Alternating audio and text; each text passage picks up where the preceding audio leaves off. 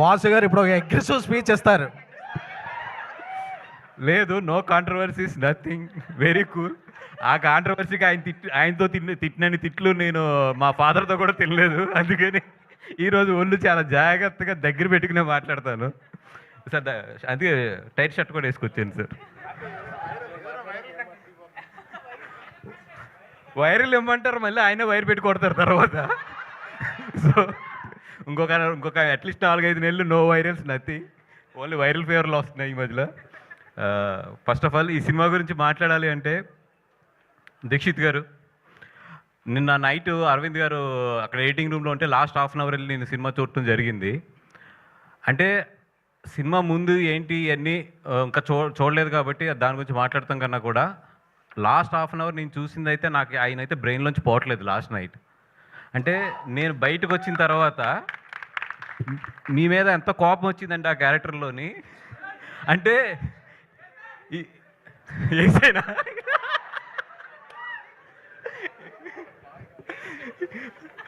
అంటే దాంట్లో 2 మీనింగ్లు వస్తాయి. ఏ మీనింగ్ కరెక్ట్గా చెప్పండి అది.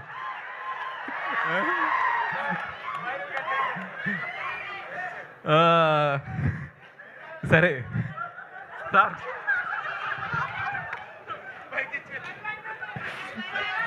ఓకే పక్కన పెట్టండి.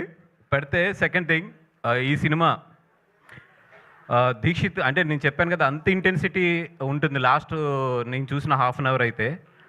అది కాకుండా ఒకటి ఏంటంటే రష్మిక, మా గీతార్స్ గీత, అండ్ ఇప్పుడు భూమా. అంటే రష్మిక అనే కన్నా కూడా ఇండియన్ క్రష్మిక అంటాం కరెక్ట్ ఏమో, అదే కరెక్టా? Yes boss. అండ్ నాకైతే మాత్రం ఆ లాస్ట్ హాఫ్ అన్ అవర్ నేను చూసింది అయితే మాత్రం నిన్న నైట్ నుంచి కూడా నా బ్రెయిన్లోంచి అయితే పోవట్లేదు, అంత ఇంటెన్సిటీ ఉంది. ఒకటే నేను క్లియర్గా చెప్పగలను, థియేటర్లో కూర్చున్న 50% to 60% ఆఫ్ అమ్మాయిల కథ ఇది. ఎందుకంటే చాలామంది అమ్మాయిలు ఎస్పెషల్లీ ఇంట్రోవర్ట్స్ ఎవరైతే ఉంటారో వాళ్ళందరికీ కూడా ఈ సినిమా చాలా బాగా కనెక్ట్ అవుతుంది.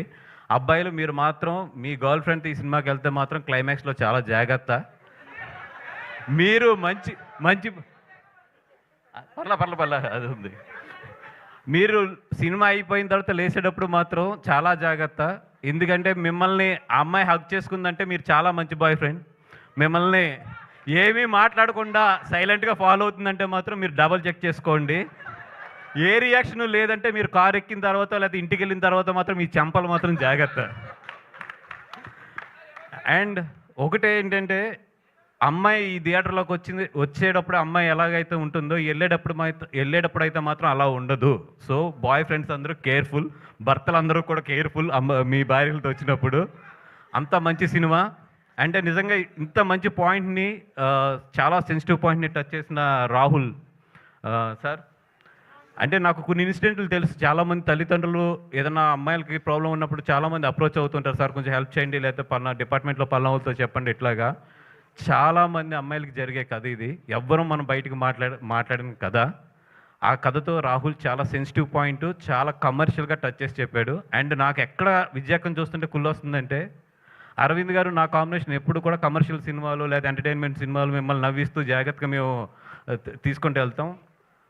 తన థర్డ్ సినిమా టెక్నికల్గా ఎంత మంచి కథ అంటే, ఎంత సెన్సిబుల్ కథ అంటే అంత మంచి సెన్సిబుల్ కథ. నేను తీసుకెళ్తే మాత్రం అరవింద్ గారు ప్రొడ్యూస్ చేయరు, కానీ అమ్మాయి తీసుకెళ్తే మాత్రం ప్రొడ్యూస్ చేస్తారు. అంటే మేనకోడల విషయంకి వచ్చినప్పుడు మాత్రం డబ్బులు లెక్కలు చూడలేదు, నా విషయంలో మాత్రం ఇప్పుడు ఇది ఆడుతుందా డబ్బులు వస్తాయనో చూస్తారు. ఇది అన్యాయం సార్, ఇది అన్యాయం సార్. ఎందుకంటే ఈ సినిమాకి డెఫినెట్గా అవార్డు వస్తుంది. అవార్డు విజయక్కకు వస్తుంది అండ్ ధీరాజ్కి వస్తుంది. ధీరాజ్ మన అంబాజీపేట చాలా మంచి సినిమా, దాని తర్వాత మళ్ళీ ఇది మంచి సినిమా. నీకు డెఫినెట్గా ఆ అమ్మాయి లేడీస్ గురించి అయితే నువ్వు చాలా మంచి సినిమాలు తీస్తున్నావు అని చెప్పి ఒక మంచి పేరు అయితే పట్టుకెళ్ళిపోతావు, మంచి పేరు అయితే పట్టుకెళ్ళిపోతావు. అండ్ అరవింద్ గారు సార్, ఆడు ఎలాగా mike star sir, SKN mike star. ఆడు ఎలాగా మైకులు పగలు కొట్టేస్తాడు, స్పీకర్లు పగిలిపోతాయి, ఓపర్లు పగిలిపోతాయి, అన్నీ జరుగుతాయి. Ya, thank you so much. SKN మాట్లాడాలన్నారంటే రే నీళ్ళు ఎంత తక్కువైంది వెనక్రమ్ అని చెప్పి ఆయన క్లారిటీగా చెప్పారు. Thank you so much, bye. Thank you so much Vasu గారు. మాకు కావాల్సిన కంటెంట్ అయితే వచ్చేసింది.